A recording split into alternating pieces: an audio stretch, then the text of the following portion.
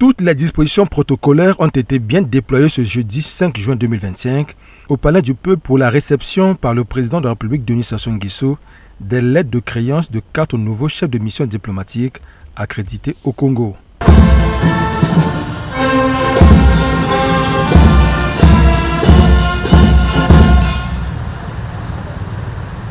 Abdourahmane Diallo, coordonnateur résident du système des Nations Unies, a été le premier à sacrifier à cette tradition diplomatique.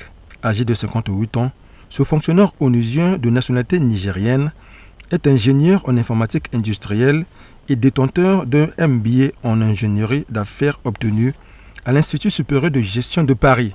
Abdourahmane Diallo jouit d'une longue expérience professionnelle pour avoir exercé dans plusieurs représentations diplomatiques, parmi lesquelles les représentations de l'UNESCO de Brazzaville et de Kinshasa, où il a travaillé respectivement de 2009 à 2014 et de 2014 à 2018 en qualité de chef de bureau. Pour lui, exercer une fois de plus en terre congolaise fait de la République du Congo sa seconde patrie. Parfait Bouza-Bizwa, ambassadeur extraordinaire et plénipotentiaire du Rwanda, était le deuxième diplomate à franchir le perron du Palais du Peuple pour présenter au chef de l'État les lettres de rappel de son prédécesseur et les lettres par lesquelles le président Paul Kagame du Rwanda l'accrédite auprès de son homologue congolais Denis Sassou Nguesso.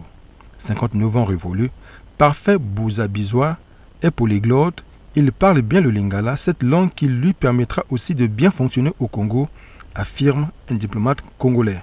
Son profil de banquier et de manager qu'il a su aiguiser dans l'administration rwandaise constitue un atout majeur pour renforcer la coopération qui existe entre le Congo et le Rwanda dans les domaines, entre autres, du commerce, des PME, de l'agriculture et des industries. Victorino K. Obiang Maye, de la Guinée équatoriale, était le troisième diplomate à présenter les lettres de rappel de son prédécesseur et les lettres de créance qu'il accrédite en qualité d'ambassadeur extraordinaire et plénipotentiaire en République du Congo.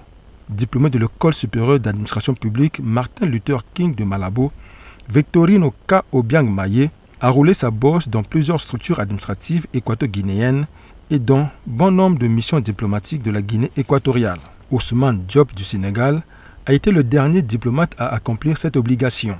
En présentant ce 5 juin 2025 les lettres de créance au président Denis Sassou Nguesso à l'âge de 45 ans, Ousmane Diop se dit très honoré par le président sénégalais Bassirou Diomaye Diakhar Faye en raison de son grade de conseiller des affaires étrangères. Outre sa posture de diplomate, Ousmane Diop jouit aussi d'un profil d'économiste. Il est détenteur d'une attestation d'études approfondies en gestion et d'une maîtrise en sciences économiques. Cette cérémonie qui consacre la prise de fonction de ces 4 chefs de mission diplomatique au Congo vient renforcer la vitalité et le prestige de la diplomatie congolaise menée de main de maître par le président de la République, Denis Sassou Nguesso.